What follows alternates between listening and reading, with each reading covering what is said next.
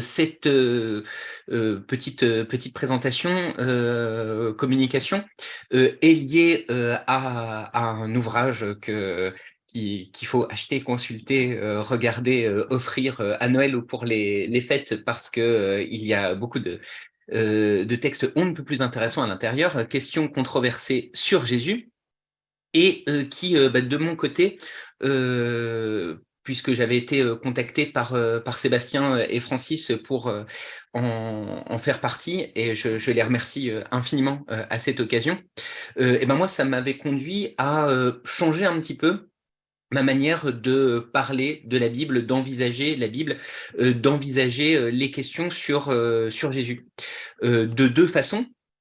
La première, c'est ce que Sébastien a évoqué il y a quelques instants, ce qui se trouve derrière l'expression de questions controversées, sortir de quelque chose de consensuel, creuser ce qui peut poser problème sans forcément chercher des réponses simples. Pas simplement se dire: «Jésus est-il vraiment ressuscité?» Voyons donc, oui, il est vraiment ressuscité. Oser, aller creuser ce qui peut nous poser problème, ce qui peut faire, controverse dans une question, comme celle-là. Donc participer à cette entreprise des questions controversées, ça avait été, très utile pour moi parce que ça m'avait, obligé à sortir, comme on dit, un peu de la zone de confort, à aller, chercher un petit peu ce qui peut poser problème, ce qui peut nous troubler, nous poser problème dans la Bible et dans la personne, le personnage de Jésus. Par ailleurs, ça m'a, conduit à, réfléchir à la manière de lire la Bible d'une manière qui ait du sens aujourd'hui. En un certain sens, quand j'écris, d'habitude un article universitaire, sur la Bible, par exemple, j'essaie de faire quelque chose qui sera approuvé par, les gens de l'université. Donc quelque chose qui paraisse sérieux, quelque chose qui ait du sens, quelque chose qui ait suffisamment de notes de bas de page pour qu'on ait l'impression que je suis allé, bien regarder, tout ce qui avait été écrit avant sur le sujet et que j'ai des bons arguments fondés sur le grec, le latin, l'hébreu, et que l'ensemble forme quelque chose de cohérent. Et finalement, avec question controversée sur Jésus, et avec surtout le fait de participer à un ouvrage qui serait grand public, ça m'a conduit à me dire il faut d'abord que j'écrive quelque chose qui puisse avoir du sens, qui puisse avoir de l'importance, qui puisse servir à des lecteurs, à des lectrices qui sont pas forcément en université, et puis aussi finalement quelque chose qui ait du sens, y compris pour moi en tant qu'être humain, par-delà quelqu'un qui professionnellement est censé écrire des choses qui tiennent à peu près debout. Donc finalement, ça m'a conduit à envisager des questions que j'avais pu aborder de manière universitaire avant, mais d'une manière qui soit plus ancrée dans ma vie et possiblement ancrée dans la vie des gens à qui j'allais m'adresser de cette façon-là. Avant d'aborder cette question-là, juste, je suis passé un peu subrepticement de Jésus, question controversée sur Jésus, à la Bible, lire la Bible, parce que c'est ma manière d'aborder la question de Jésus. Je suis pas un historien, donc j'irai pas chercher des choses sur la personne historique de Jésus, des témoignages historiques sur Jésus, et donc dans le cadre de cette présentation, j'irai pas chercher des témoignages historiques sur une possible résurrection de Jésus. De même, je suis pas un théologien, donc j'irai pas chercher des arguments théologiques sur le sens de la résurrection de Jésus. Je suis pas non plus, mon approche n'est pas non plus spirituelle, donc j'irai pas chercher une expérience spirituelle justifiant la résurrection de Jésus, même si ce serait d'autres approches pour envisager la question. Mon approche, ce sera avant tout une approche textuelle. En université, on dirait philologique, c'est-à-dire que je vais m'intéresser à des textes qui parlent de la résurrection de Jésus, en l'occurrence les 4 évangiles canoniques, Marc, Matthieu, Luc, Jean, et je vais les aborder en tant que texte, avec des mots, avec éventuellement des jeux de mots, avec des figures de style, avec des mots qui se répètent ou pas. Et ça, ce sera la façon dont je vais essayer d'aborder aujourd'hui la question de Jésus est-il vraiment ressuscité? Ce sera une approche textuelle, ce sera aussi une approche littéraire, au sens large du terme, donc pas seulement la grande littérature, mais au sens où un texte peut avoir un effet sur nous. Un texte a une certaine intensité, un texte nous fait un effet. D'une certaine façon, c'est toujours un petit peu la façon dont j'aborde mes recherches, lire la Bible en tant que texte et essayer de réfléchir justement à ce que c'est un texte. Et par exemple, un texte, souvent, on a l'impression que c'est quelque chose qui doit avoir un sens. Et c'est une manière qu'on a souvent de lire la Bible. Quel est le sens de la Bible? Quand on nous donne une parabole de Jésus, c'est quoi le message? C'est quoi la leçon? C'est quoi le sens à retenir? Mais souvent, et notamment par rapport à cette question de la résurrection de Jésus, il me semble qu'il faut aussi aller par-delà simplement l'idée d'un message, par-delà l'idée d'un sens. Il s'agit de lire la Bible comme on lit un texte. Et souvent, quand on lit un texte, parfois on ne s'interroge pas sur ce que l'auteur veut dire. On ne s'interroge pas sur un message que l'auteur voudrait délivrer. Quand je lis un roman policier, je le lis pour ressentir quelque chose. Je le lis pour avoir des frissons, je le lis pour à la fin avoir l'émotion de quelque chose qui se résout. C'était ça depuis le début. Quand je lis un texte qui fait rire, je le lis pour rire. Quand je lis certains textes, ça va me faire pleurer, ça va me faire trembler, ça va m'exalter, ça va parfois me laisser avec une envie, je sais pas, de tomber amoureux si c'est une histoire d'amour, de changer le monde si c'est une histoire exaltante, une histoire révolutionnaire, etc. Et je pense que c'est aussi de cette façon-là qu'il faut lire la Bible. Lire la Bible comme on lit d'autres textes, et quand on lit des textes, c'est pas simplement pour chercher un sens. C'est aussi parce que ces textes ont un effet sur nous. Et parfois, on voudra les relire pour retrouver quelque chose de cette intensité, de cet effet, de cette émotion qu'on a ressentie à la première lecture.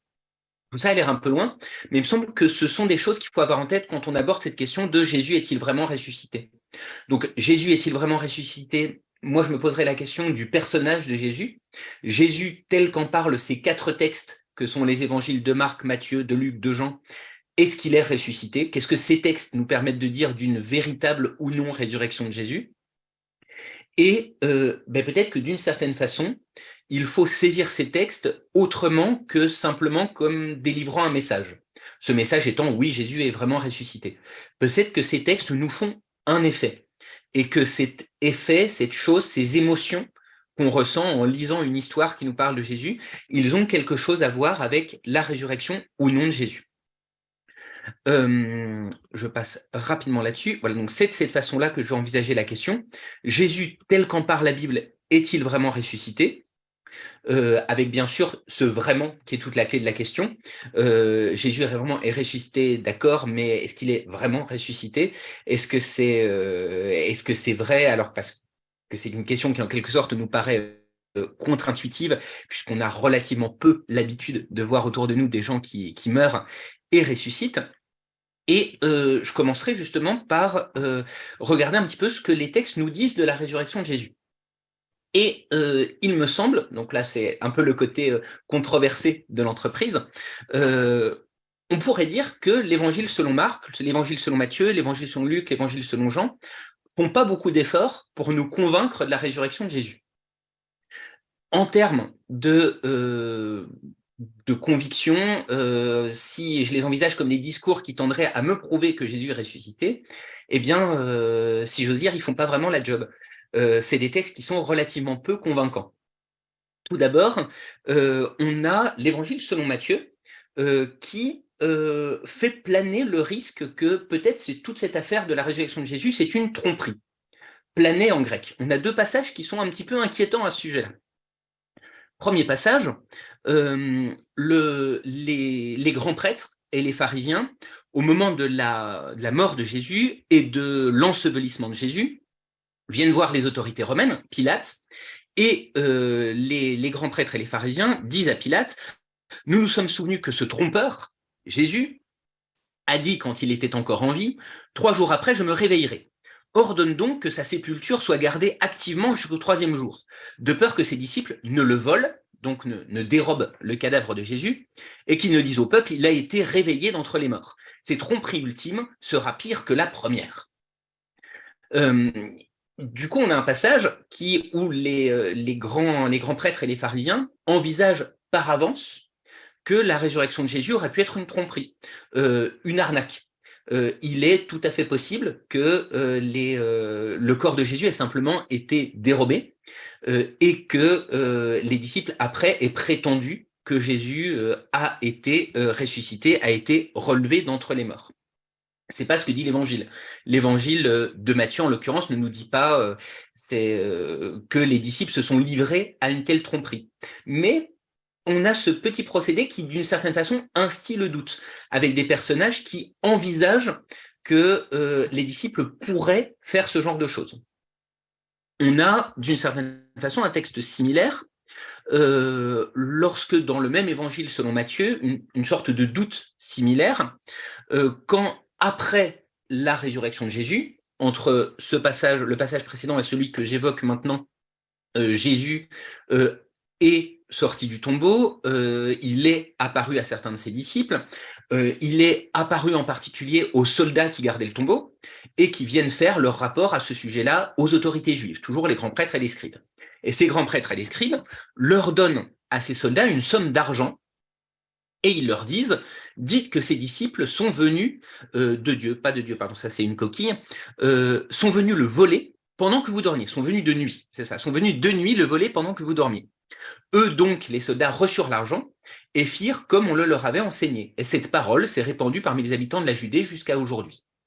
Donc si vous voulez, on a une deuxième évocation d'un récit alternatif de la résurrection, où Jésus ne serait pas ressuscité, mais c'est ses disciples qui auraient sorti le cadavre du tombeau. Cette histoire, ce n'est pas ce que raconte l'Évangile selon Matthieu, c'est ce que les grands prêtres et les pharisiens voudraient faire croire, et visiblement il y a une affaire de corruption avec les soldats pour que cette fake news, en quelque sorte, puisse se répandre parmi les habitants de la Judée. Et c'est étrange, en revanche, par contre, que les évangiles ne masquent pas totalement cette idée. Si vous voulez, il me semble qu'il y a quelque chose ici qui est un peu à double tranchant. Peut-être que l'auteur, l'autrice ou les auteurs ou autrices à l'origine de l'évangile selon Matthieu savent que des adversaires des chrétiens racontent ça, et ils veulent acter cette théorie pour la mettre de côté, pour dire voilà ce qu'on vous raconte, mais c'est une sorte de complot de la part des grands prêtres et des pharisiens qui ont corrompu des soldats pour vous faire croire que c'est les disciples qui ont dérobé le cadavre de Jésus. Mais en vrai, il est vraiment ressuscité. Donc ça, c'est peut-être une première raison de l'incursion de cette contre-théorie sur la résurrection dans l'évangile selon Matthieu. Mais en même temps, peut-être que ça aurait été plus convaincant pour nous que cette contre-théorie ne soit pas mentionnée du tout. D'une certaine façon, ça instille peut-être un léger doute. Peut-être que, en tout cas, on nous propose une sorte de récit alternatif et on n'a pas simplement un récit nous disant Jésus est ressuscité, voilà ce qui s'est passé, croyez en la résurrection de Jésus, point. Donc c'est peut-être un premier point sur lequel les évangiles sont pas très convaincants concernant la résurrection de Jésus. L'autre point, c'est que les témoins de la résurrection de Jésus, les premiers, ceux qui sont censés l'avoir vu ressusciter dans le récit, sont des témoins relativement dubitatifs. Matthieu 28, je suis vraiment à la fin de l'évangile, Jésus ressuscité apparaît à ses disciples, quand ils le virent, ils se prosternèrent, mais ils eurent des doutes. Et là, en tant que lecteur, lectrice, on a envie de se dire, si les gens qui, dans le récit, sont censés voir Jésus, ont eu des doutes, moi qui suis en train de lire un récit où on veut me faire croire que Jésus est ressuscité, est-ce qu'il ne serait pas légitime que j'ai des doutes, moi aussi? De même, dans l'évangile selon Luc, on est vraiment dans les dernières lignes du texte, au moment où Jésus ressuscité va monter vers le ciel. Ceux qui sont témoins de cette apparition de Jésus ressuscité ne croyaient pas encore.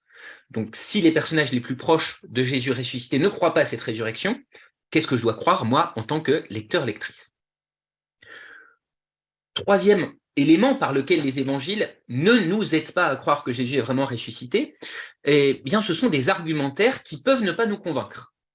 Donc ici, je me place vraiment dans une perspective de lecteur de 2023. Peut-être que d'une certaine façon, les argumentaires que je vais développer, qui sont présents de manière assez cohérente, assez systématique dans les évangiles, peuvent convaincre des lecteurs de l'Antiquité. De fait, il y aurait des articles, des textes, des monographies qui nous montreraient que ces argumentaires correspondent à des manières de convaincre propres à l'Antiquité. Mais pour nous, lecteurs, lectrices de 2023, ce sont des manières d'argumenter qui peuvent ne pas nous convaincre. Donc ces manières d'argumenter, il y en a deux. La première, je l'ai déjà évoquée, ce serait croyez que Jésus est ressuscité parce qu'il y a des gens qui l'ont vu ressusciter. Jésus est ressuscité, croyez-le parce que des témoins l'ont vu. Luc 24, 34, il est apparu à Simon, Simon-Pierre. Début de l'évangile selon Luc, il y a des témoins oculaires. Ces témoins oculaires, ce ne sont pas ceux qui sont évoqués au début de l'évangile selon Luc, ce sont des témoins oculaires de la vie de Jésus et de sa vie après la mort, de sa vie comme ressuscité. Croyez que Jésus est ressuscité parce qu'il y a des témoins qui l'ont vraiment vu. On a la même chose au début du livre des Actes. Les disciples de Jésus sont les témoins de sa résurrection. En l'occurrence, je suis au début du livre des Actes. Il s'agit de trouver un remplaçant à Judas et de trouver, pour remplacer Judas, un autre témoin de la résurrection. Acte 2, ce Jésus, Dieu l'a ressuscité, nous tous, nous en sommes les témoins. Nous l'avons vu ressusciter, croyez-nous. Fin de l'évangile selon Jean, c'est ce disciple, le disciple bien-aimé, qui témoigne de ces choses et qui les a écrites, et nous savons que son témoignage est conforme à la vérité. Il y aurait un personnage qui apparaît dans le récit qui aurait vu Jésus ressusciter, et cela fonderait la conviction des gens qui sont à l'origine de l'évangile selon Jean, et devrait fonder la conviction des gens qui lisent cet évangile selon Jean. Or, pour nous, cette argumentation paraît difficile à tenir.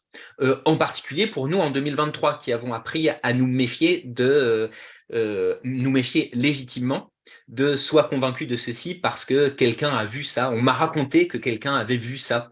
Je pars un petit peu en vrille, mais vous comprendrez ce que je veux dire par là. Il faut pas se faire vacciner contre le Covid parce que on m'a raconté que, on m'a dit que il mettait des choses dans le vaccin, etc., etc. Nous sommes à l'ère des fake news, où on nous a appris à nous méfier de ce qu'on nous raconte et à nous méfier, y compris quand on nous dit il faut le croire parce que quelqu'un a vu ceci. Donc pour nous, on ne peut pas être convaincu que Jésus est ressuscité parce que quelqu'un l'aurait vu ressuscité il y a un peu plus de 2000 ans à peu près. D'autant plus que, et là je renvoie à ce que je disais tout à l'heure, même dans le récit, même les gens qui ont vu Jésus ressuscité ont l'air de ne pas être tout à fait convaincus de cette résurrection. Donc ce premier argumentaire qui apparaît dans les évangiles, Jésus est vraiment ressuscité parce que des gens l'ont vu ressusciter, paraît assez fragile. Deuxième argumentaire, Jésus est vraiment ressuscité parce que cela a été annoncé par les Écritures. C'est ce que j'ai par exemple en Luc 24. Luc 24, c'est ce qu'on appelle le récit des disciples d'Emmaüs. On l'a eu il n'y a pas très longtemps dans la liturgie catholique. Jésus lui-même apparaît à des gens qui ne sont pas convaincus de sa résurrection, qui ont entendu dire qu'il avait été ressuscité, qu'il était apparu, mais qui gardent des doutes. Et Jésus leur démontre que Jésus est ressuscité, que lui-même est ressuscité, même si à ce moment-là, ils ne savent pas que c'est lui. Et il leur démontre de manière logique, à partir des Écritures. C'est comme il a été écrit. Le Christ souffrira et ressuscitera des morts le 3e jour. C'est comme il a été écrit. Il y aurait dans les Écritures, dans ce qui est pour nous la première partie de la Bible, le Premier Testament, la Bible juive, l'Ancien Testament, des éléments qui prouvent que Jésus est ressuscité et qu'il, de tout temps, il devait ressusciter. Un de ces éléments, c'est ce que j'ai par exemple, une de ces preuves, c'est ce que j'ai par exemple dans le 2e chapitre du livre des Actes. Un des personnages du récit explique que David a vu par avance la résurrection du Christ, et c'est à son propos qu'il a dit « Il n'a pas été abandonné au séjour des morts, et sa chair n'a pas connu la décomposition ».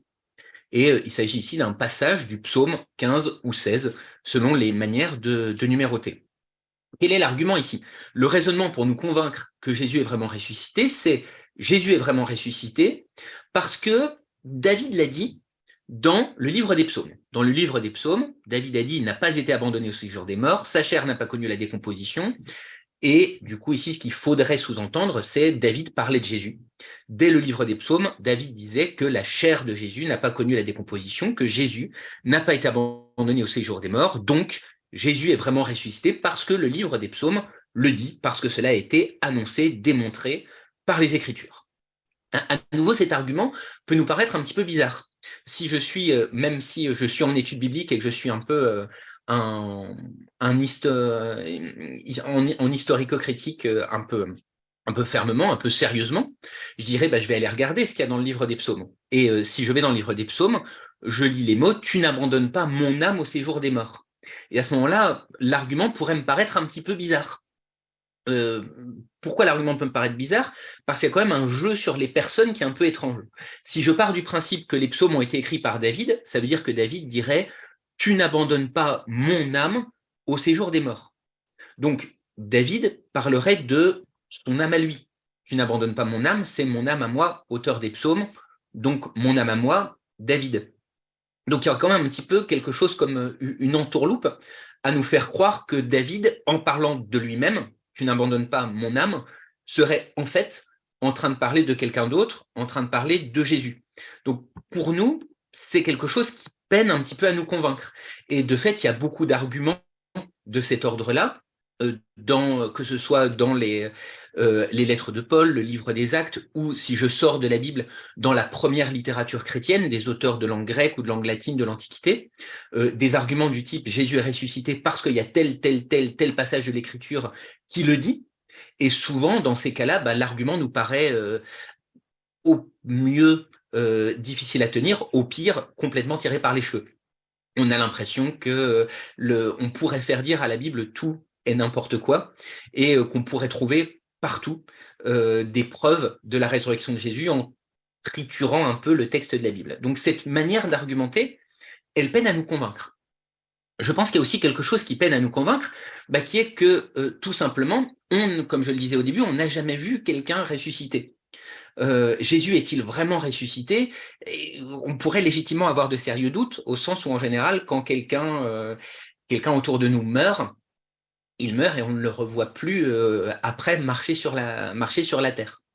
Il y a un texte que j'aime beaucoup, que je mets ici à l'écran, que je cite souvent dans ce genre de cas. C'est un poème du début du XXe siècle de Blaise Cendrars qui s'appelle Les Pâques à New York. L'auteur, le poète, est à New York au moment de la fête de Pâques, donc la fête de la résurrection. Et il erre dans les rues et il voit la violence dans les rues, il voit des gens qui meurent dans les rues, des gens qui se font poignarder, et l'idée de la bonne nouvelle de la résurrection lui paraît totalement illusoire, parce que tout autour de lui a l'air de dire on ne ressuscite pas dans ce monde. Quand on est tué, on meurt, et tout ce qui se passe sur la terre a l'air de dire que on est voué à la fin à mourir. La joie du paradis se noie dans la poussière, les feux mystiques ne retirent plus dans les verrières, l'aube tarde à venir et dans le bouge étroit, des ombres crucifiées agonisent aux parois, c'est comme un Golgotha de nuit dans un miroir que l'on voit trembloter en rouge sur du noir. J'ai peur et je suis triste, Seigneur, d'être si triste. Tout autour de nous a l'air de dire Jésus n'est pas ressuscité parce que Jésus ne peut pas ressusciter, parce que les humains ne ressuscitent pas. Et en un certain sens, les différents éléments que nous donnent textuellement les évangiles n'ont pas l'air de nous convaincre du contraire. Quand des gens ont vu Jésus ressuscité, parfois ils gardent des doutes. En plus, on fait planer le doute quant à la résurrection de Jésus en nous disant que peut-être que les disciples auraient pu dérober son corps et faire croire à la résurrection, en tout cas la théorie existe, et on essaie de nous convaincre que Jésus est ressuscité à partir de citations du Premier Testament, mais à partir desquelles on pourrait dire tout et n'importe quoi. Donc il y a d'abord le premier aspect, me semble-t-il, des 4 évangiles concernant la résurrection de Jésus, c'est qu'ils ne sont pas très convaincants concernant la vérité de la résurrection de Jésus. Peut-être parce qu'ils n'essaient pas de nous convaincre de cette façon-là de la résurrection de Jésus. Peut-être que la question est mal posée. Peut-être qu'il faut d'abord revenir à ce que c'est la résurrection. Et ce que c'est la résurrection, ce que c'est ressusciter, eh bien, c'est pas très clair. Quand je suis en français, ressusciter, la résurrection, c'est un mot qui veut dire, là j'ai mis un petit peu l'étymologie, résurrection, ça vient de l'ancien français resurrection, qui vient lui-même du latin resurrectio, qui vient du verbe resurgo. Et qu'est-ce que ça veut dire resurgo? Ça veut dire se relever, se redresser, se remettre droit. Ça ne veut pas dire forcément revenir à la vie. C'est un mot en tout cas qui, au début, a l'air plutôt ambigu. Les 4 évangiles, ils sont écrits en grec. Qu'est-ce que j'ai comme mot grec pour dire la résurrection dans les évangiles? J'ai egeiro, qui veut dire se réveiller. Et je le trouve en général dans un contexte de résurrection au passif. Les évangiles ne disent pas concrètement Jésus est ressuscité, ils disent Jésus a été réveillé. Et c'est un verbe qui est très banal. La preuve, c'est que par exemple, dans la traduction grecque du livre de la Genèse, on la trouve, c'est dans les récits sur Joseph, quand le pharaon d'Égypte se réveille après avoir fait un rêve que Joseph va interpréter. Donc les évangiles ne disent pas Jésus est ressuscité, ils disent Jésus a été réveillé. Ou alors ils disent Jésus a été levé, il a été relevé. Et à ce moment-là, c'est un verbe qui est lui aussi très banal, c'est celui qu'on trouve par exemple quand Dieu invite Abraham à se lever pour partir, ou quand Dieu invite Lot à se lever pour quitter Sodome. Donc on a des verbes qui sont très banals finalement pour dire la résurrection.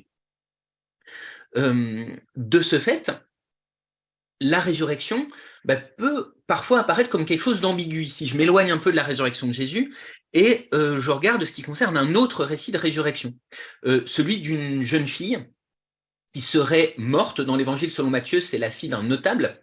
Une petite fille serait morte à l'instant. Jésus prend la main de l'enfant et la jeune fille se relève. Donc, egeiro, se relève, ou ici plutôt c'est le verbe que j'évoquais par rapport à l'éveil, la jeune fille est réveillée. Donc si je regarde le récit en sortant un petit peu de ma manière habituelle de lire, je pourrais dire, si la fille a été réveillée, c'est peut-être parce qu'on se trompait en pensant qu'elle était morte.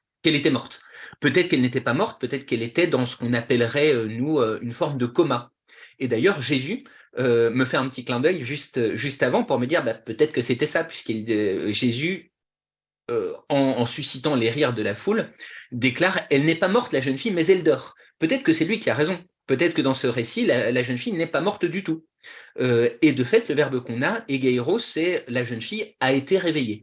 Peut-être que ce récit, que je lis dans la liturgie comme un récit de résurrection, n'en est pas un. Peut-être que c'est simplement une jeune fille qui est tombée dans un coma profond et que Jésus a réussi à réveiller. C'est peut-être un miracle, mais pas un miracle de résurrection. En un certain sens, peut-être que cette incertitude, je l'ai quant au récit de la résurrection de Jésus. Et de fait, on a beaucoup d'indices qui maintiennent la résurrection de Jésus dans une sorte d'incertitude. Par exemple, quand Marie de Magdala croit qu'elle a affaire au gardien du jardin. Peut-être qu'en fait, c'est pas Jésus, peut-être que c'est quelqu'un d'autre. De même, dans la suite de l'évangile selon Jean, les témoins de la résurrection ne savaient pas que c'était lui. Donc, en tout cas, la manière dont la résurrection de Jésus est présentée la maintient dans une certaine ambiguïté.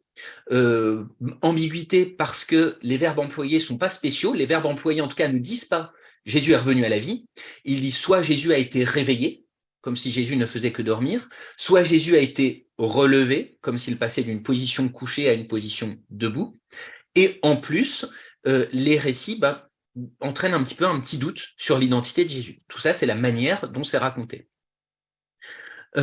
Si je creuse un petit peu plus, si je regarde la façon dont le vocabulaire de la vie et de la mort apparaît dans les 4 évangiles, il me semble qu'il faut envisager la question de la mort et de la vie et la question de la résurrection de Jésus d'une manière plus vaste, en sortant de notre conception de la mort et de la vie, en sortant d'une conception de la mort, c'est quand la personne devient petit à petit un cadavre, et la vie, c'est quand son cœur bat, c'est quand il y a le sang qui pulse normalement dans les veines, etc. En effet, les évangiles ont une conception beaucoup plus vaste de la mort et de la vie. Je donne quelques exemples. Dans le récit dit du bon samaritain, on a le voyageur qui est laissé à moitié mort. Donc ici, la mort, c'est pas la mort physique, c'est la mort d'une extrême faiblesse physique. Donc ici, peut-être qu'il y a quelque chose qui ressemble à la conception de la mort au sens où il va peut-être mourir, mais on n'est pas encore dans cette mort qui est l'absence de vie. De même, dans l'affaire du possédé du pays des Géraséniens, on a affaire à un possédé qui habite dans les tombeaux. Donc d'une certaine façon, le récit nous le présente presque comme s'il était mort, mais il n'est pas mort quand même. Dans le récit dit du fils prodigue, on a ce fils qui part après avoir récupéré une partie de l'héritage après avoir récupéré l'héritage qui lui est dû, et qui, arrivé dans un pays lointain, meurt de faim. Pareil, il n'est pas mort, mais c'est sa faim extrême qui est décrite comme une mort. Et d'une certaine façon, son départ lui-même est décrit par le père au retour, à rebours, comme une mort. Il était mort. Dans un tout autre contexte, les pharisiens sont décrits comme des morts. Jésus en parle comme des sépulcres blanchis, pleins d'ossements de mort, et ils sont également décrits comme des tombes sur lesquelles les gens marchent, etc. Qu'est-ce que ça veut dire tout ça? Qu'il faut rebattre un peu les cartes, que les évangiles nous disent qu'il est possible d'être mort tout en étant vivant. Quand je meurs de faim, c'est une expression qu'on a aussi en français, je ne suis pas mort, mais je ressens une souffrance extrême. Les pharisiens, c'est une autre affaire. Jésus les accuse de ne pas être de vrais vivants, parce qu'ils défendent peut-être des préceptes mauvais, parce qu'ils exploitent les gens, ils vivent d'une manière qui est indigne d'une vie vivante. D'une certaine façon, c'est quelque chose qu'on vit tous les jours. Et d'une certaine façon, le propos que je tiens maintenant est très influencé par une discussion que j'ai eue avec quelqu'un hier quand je rentrais à Paris. Et on parlait tous les deux de la situation en France et de combien cette situation en France, donc situation politique en l'occurrence, est extrêmement pesante. Il y a actuellement en France un climat d'intense violence qui est de la part qu'on ressent assez généralement de la part du gouvernement, violence très physique, il y a quand même énormément de violence policière, et violence également morale, au sens où le gouvernement vient de faire passer une réforme des retraites où petit à petit, tous les espoirs de changement, tous les espoirs de recul par rapport à cette réforme qui est perçue comme injuste par une immense majorité de la population, petit à petit ont été étouffés. Et de la part du pays, il y a un peu la sensation d'une impasse, que quoi qu'on fasse, il est impossible de faire passer quoi que ce soit. On est dans une sorte de logique de mort, une logique d'impasse totale. On est également dans une situation, comme dans beaucoup de pays, économique de plus en plus rude pour les personnes les plus pauvres. Cette situation aussi ressemble à la mort. Ceux qui se trouvaient dans le sombre pays de la mort, ce sont tous les gens qui vivent dans la rue, tous les gens qui n'arrivent pas à boucler leur fin de mois, tous les gens qui ont l'impression que quoi qu'il arrive, ils seront toujours rattrapés par des dettes à payer, par des factures d'électricité qui vont devenir de plus en plus lourdes, tous ceux qui ont l'impression que leur vie ressemble plus à une mort qu'à une véritable vie. On pourrait également évoquer le contexte climatique actuel. On est la première génération qui vit avec la quasi-certitude qu'à un moment donné, la Terre va s'arrêter, que les derniers arbres vont brûler et qu'il n'y a quasiment plus rien pour remédier à ça.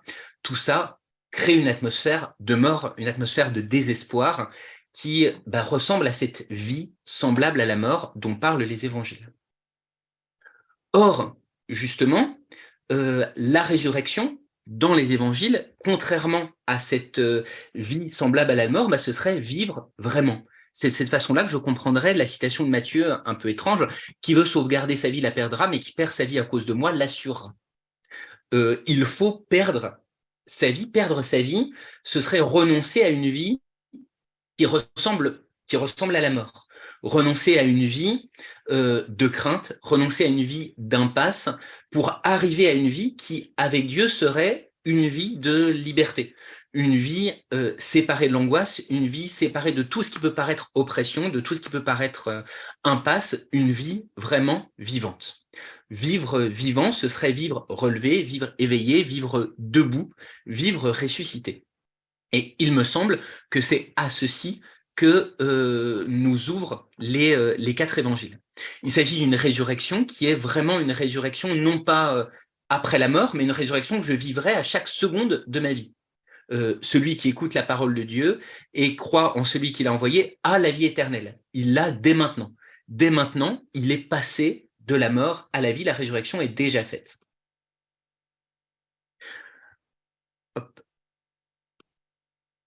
Toute cette affaire, elle concerne Jésus lui-même.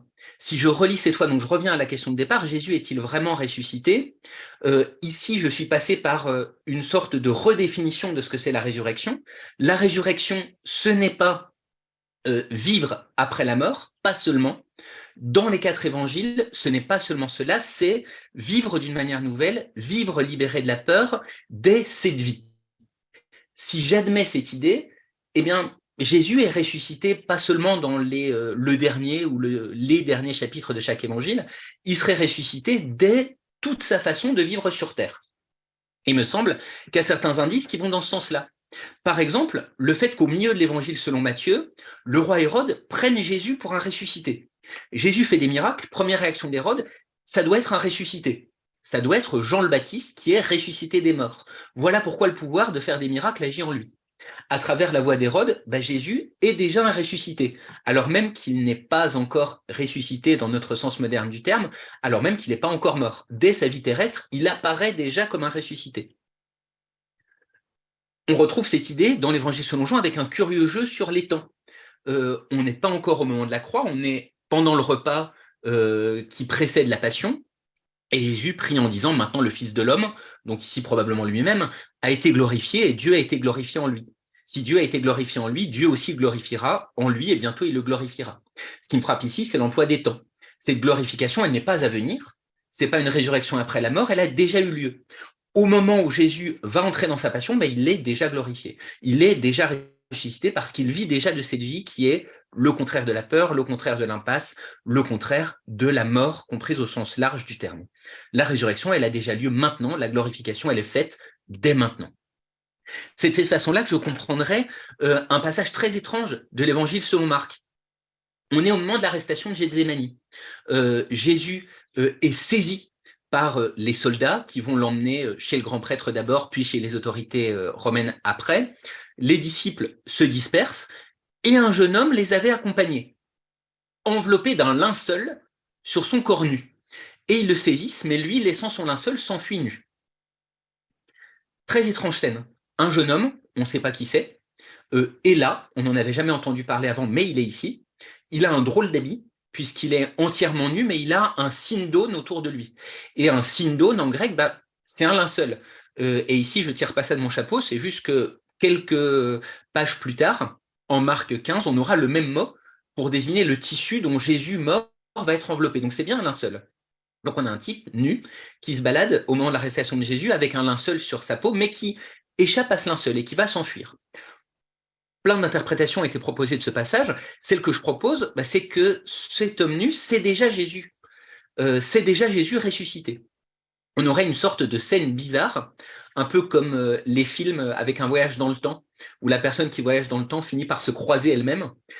À Gethsémani, il y a deux Jésus. Il y a Jésus qui est arrêté et qui va être conduit à sa mort et à la croix. Et il y a un Jésus qui est déjà ressuscité, qui est déjà Jésus debout, avec son linceul autour de lui, et ce linceul va retomber et Jésus part avec une vie nouvelle. Donc si j'aurais ici un des signes, à mon avis, que la résurrection, c'est pas simplement une histoire de la fin. C'est quelque chose qui arrive dès le moment de la vie de Jésus et dès avant sa mort, puisque dans cette scène, on aurait Jésus qui va mourir et Jésus qui est déjà ressuscité. Mais tout ça est dit d'une manière très, très discrète dans les évangiles.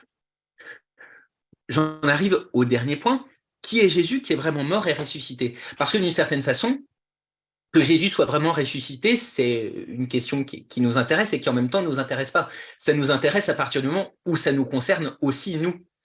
Si une personne est ressuscitée, tant mieux pour elle, mais là où ça vient rencontrer notre espérance, c'est si par la résurrection de cette personne, les gens que j'ai aimés peuvent ressusciter aussi, et moi-même, je vais ressusciter aussi. Je passe sur cet exemple parce que le temps file, et je pense que ce sera plus pertinent d'envisager les suivants. Ce que je voudrais noter ici, c'est que dans les chapitres finaux des évangiles, où Jésus meurt et ressuscite, il n'est pas le seul à mourir. Toute cette affaire-là ne concerne pas Jésus lui-même. Je trouve ça frappant que la mort de Jésus coïncide avec une autre mort, la mort de Judas. En Matthieu, Judas se pend quasiment au moment de la mort de Jésus. Et Judas ressemble beaucoup à Jésus. D'une certaine façon, on a même certaines phrases qui insistent sur la ressemblance entre Judas et Jésus. Par exemple, cette phrase que Jésus prononce pendant le dernier repas. Le Fils de l'humain s'éloigne, comme il est écrit à son sujet, mais malheur à cet humain par qui le Fils de l'humain est livré. Et c'est un bien pour lui si cet humain n'était pas né. D'une certaine façon, on perd les repères. On ne sait plus si l'humain, le Fils de l'humain, c'est Jésus, Judas.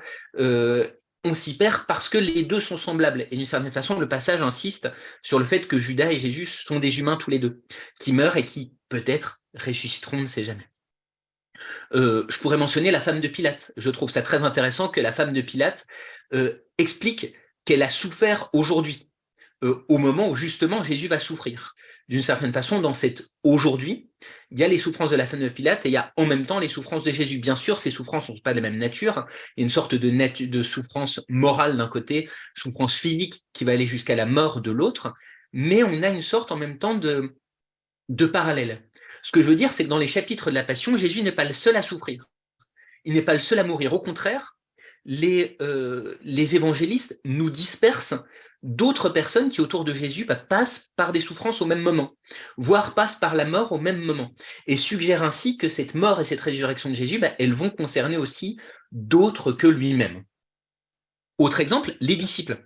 On a cette scène très étrange à Gethsémani où les disciples dorment au moment où Jésus est triste jusqu'à la mort, triste à en mourir, dit-on dans les traductions liturgiques. D'une certaine façon, peut-être que le sommeil de ses disciples ressemble à une sorte de mort. Surtout si on se souvient que le verbe pour dire la résurrection, c'est un verbe pour dire l'éveil. Si la résurrection, c'est être éveillé, le sommeil a toujours un peu quelque chose à voir avec la mort. Donc dans ce que le récit que les évangiles nous mettent sous les yeux, on a une sorte de quelque chose qui ressemble à la mort pour les disciples et qui a lieu au moment où Jésus, lui, va mourir physiquement. Donc les disciples, à mon sens, sont ici un peu des doubles de Jésus. Peut-être que l'univers lui-même, la terre en tout cas elle-même, devient aussi l'équivalent de Jésus qui va mourir. En effet, Jésus, il va mourir sur une sorte de terre qui est transformée en un gigantesque crâne humain. Il est crucifié au lieu dit Golgotha, ce qui signifie traduit le lieu du crâne. Donc Jésus, au moment où il va mourir, là je suis dans une gravure de la Renaissance, où on voit un petit peu les crânes sous la croix de Jésus, il meurt sur une sorte de terre qui elle-même ressemble à un corps mort. Elle ressemble d'autant plus à un corps mort que cette terre, elle va être recouverte par une ténèbre, skotos. J'allume juste parce que je commence à manquer de lumière ici. La terre est recouverte d'une ténèbre, skotos. Et ici, en grec, c'est très intéressant le verbe skotos parce qu'il est souvent employé justement comme euphémisme de la mort. Y compris dans un auteur ancien comme Homère, quand quelqu'un meurt, eh bien, on peut dire pudiquement qu'une ténèbre, un skotos, a couvert ses yeux. Donc ici, à nouveau, la terre a l'air de mourir en même temps que Jésus. Donc, que sortir de tout bric-à-brac? Jésus est-il vraiment ressuscité? Je ne sais pas. Mais on a un texte où tout, en tout cas avec Jésus, meurt et où tout peut-être est ouvert à une espérance de la résurrection. D'une certaine façon, on est dans un texte qui nous fait aussi, je crois, un effet de résurrection. Un effet de résurrection parce que on va voir Jésus ressuscité et on va le voir d'une manière qui est bouleversante, qui est étrange, qui change nos repères. Le moment où Jésus meurt et ressuscite, c'est des moments où le texte devient très bizarre, devient en tout cas quelque chose qui sort de nos conceptions de ce que c'est la réalité. Un exemple parmi d'autres, j'évoquais l'exemple des disciples d'Emmaüs. Une fois que les disciples d'Emmaüs ont été témoins de cette apparition de Jésus ressuscité, qu'ils ont compris que Jésus était ressuscité, ils reviennent chez les disciples à Jérusalem et les disciples lui disent « Eh bien oui, on le sait parce qu'il est apparu à Simon ». Il semblerait donc que Jésus soit apparu aux disciples d'Emmaüs d'un côté, à Simon de l'autre. Donc on a deux manières d'interpréter ça. Si je suis très littéral et théologique, je dirais voilà le corps ressuscité de Jésus est un corps qui est capable d'être présent à différents endroits au même moment. Il a le don d'ubiquité. Si je suis très littéraire, je dirais qu'ici j'ai un texte qui défie ma façon de percevoir la réalité, qui d'une certaine façon me présente un monde où tout est désormais possible, et qui me fait ainsi un effet de bouleversement, un effet, je crois, de résurrection. Ce qui reste après, c'est ce que je vais faire avec. Ce que j'ai présenté ici, la résurrection, d'une manière un peu modeste. Un peu modeste au sens où je crois que la résurrection, selon les 4 évangiles, ce n'est pas simplement « il y a une vie après la mort ». C'est une autre manière de vivre. Une manière de vivre libérée de la peur, libérée de l'angoisse, libérée des contraintes, libérée de beaucoup de choses. Et c'est une manière qui pourrait paraître un peu naïve, quelque chose comme le monde meurt, mais il faut regarder les fleurs qui restent dans la nuit. Mais je crois que c'est plus que ça. Il y a une sorte d'élan qui est présent dans le texte.